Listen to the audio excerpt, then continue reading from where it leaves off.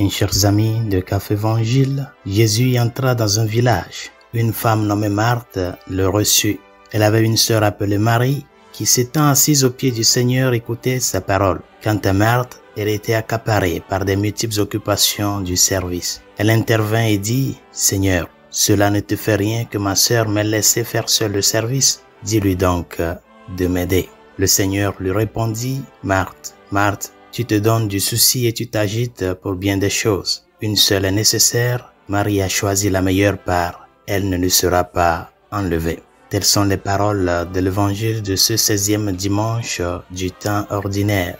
Dans la lettre aux Hébreux au chapitre 13, l'auteur nous dit ceci, « N'oubliez pas l'hospitalité, car en l'exerçant, quelques-uns ont logé des anges sans le savoir. Souvenez-vous des prisonniers comme si vous étiez aussi prisonniers, ceux qui sont maltraités comme étant aussi vous-même dans un cœur. » Chers amis, la première lecture et l'évangile de ce jour, unis avec la seconde lecture, nous parle de cette hospitalité-là. En tant que chrétien, n'est pas pour nous une option, mais plutôt un devoir. Rappelez les paroles du Seigneur dans l'évangile de Matthieu au chapitre 25, où le Seigneur parle des œuvres de la miséricorde.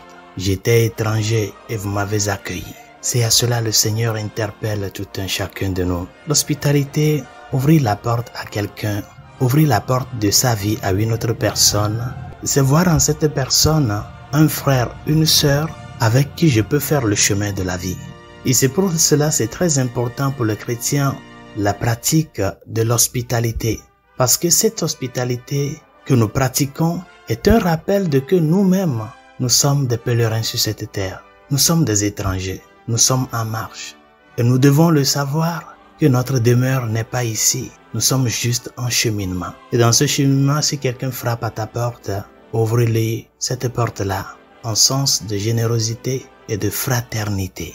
C'est ce que Abraham a fait avec les trois autres. C'est ce que Marthe et Marie ont fait avec le Seigneur qui a été accueilli dans leur maison de Béthanie. Nous vivons dans une société très égoïste et individualiste, surtout dans des contextes de grandes villes, de grandes métropoles. On ne veut plus savoir de ce que vit l'autre. Les portes sont fermées. Si nos portes, les portes de nos maisons physiques sont fermées, c'est de la même manière la porte de notre cœur sera fermée. Mais l'une des choses très importantes que le chrétien doit savoir, c'est que le Dieu qui s'est fait homme se plante aussi à nous comme un étranger qui frappe à la porte. Voici que je me tiens à la porte et je frappe. Si quelqu'un entend ma voix et ouvre la porte, j'entrerai chez lui. Je ferai demeure avec lui et lui avec moi. Ce sont les paroles du Seigneur dans le livre des Apocalypses. Et il y en a plein de passages comme ça dans les Saintes Écritures qui nous parlent de l'importance de l'hospitalité. Parce que la vie chrétienne est une vie de communauté, de fraternité. Ouvrir la porte de sa vie à quelqu'un, c'est apprendre à être comme Véronique pour le Christ sur le chemin de la croix, comme Simon de Cyrène pour le Seigneur. Mais il est vrai que cette hospitalité doit être vécue dans un esprit de chrétienté.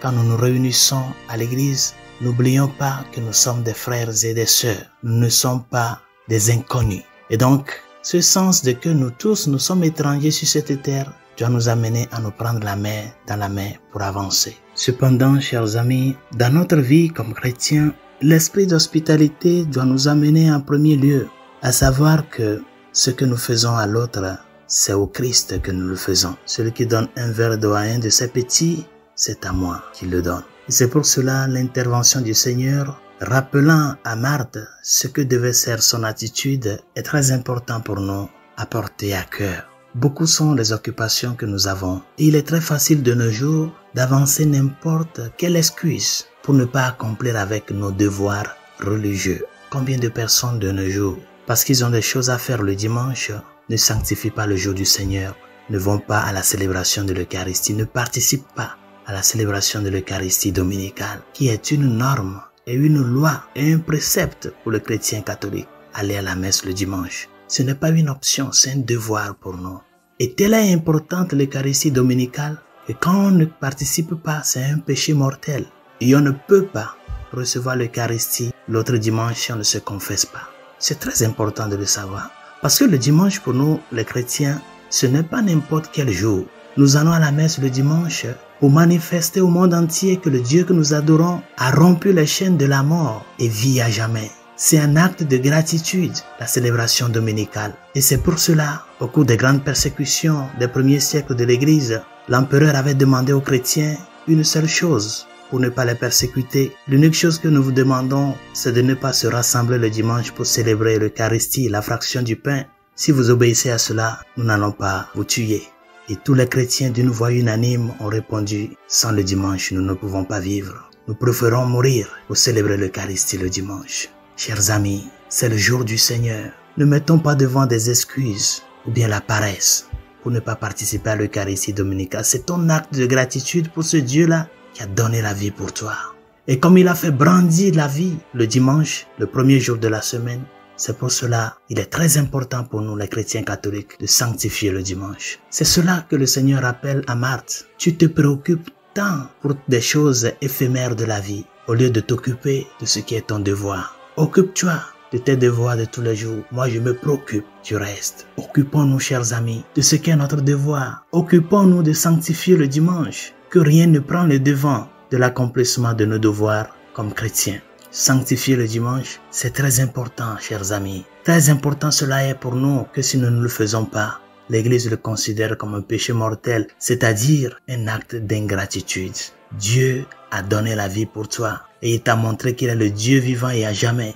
C'est pour cela, le culte du dimanche, l'Eucharistie du dimanche, c'est un acte de gratitude du chrétien pour ce que le Christ a réalisé dans sa vie. C'est l'importance de cet acte-là, comme l'affirmaient les premiers chrétiens, sans le dimanche, nous ne pouvons pas vivre. C'est cette importance qui a amené l'Église à nous exiger, à prendre conscience de que Dieu doit être le premier dans notre vie. C'est à cela qu'il nous invite. Ce n'est pas qu'il condamne à Marthe, mais il l'interpelle à savoir mettre Dieu au premier, c'est-à-dire ne pas s'emporter par l'esprit de l'activisme, se préoccuper, s'agiter, jusqu'à perdre la paix du cœur. Mais premièrement, Dieu avant toute chose. Et le reste, quand nous le mettons à la première place de notre vie, lui-même nous aidera à ce que toutes les autres occupations puissent s'accomplir dans un esprit de sacrifice, d'amour et d'action de grâce.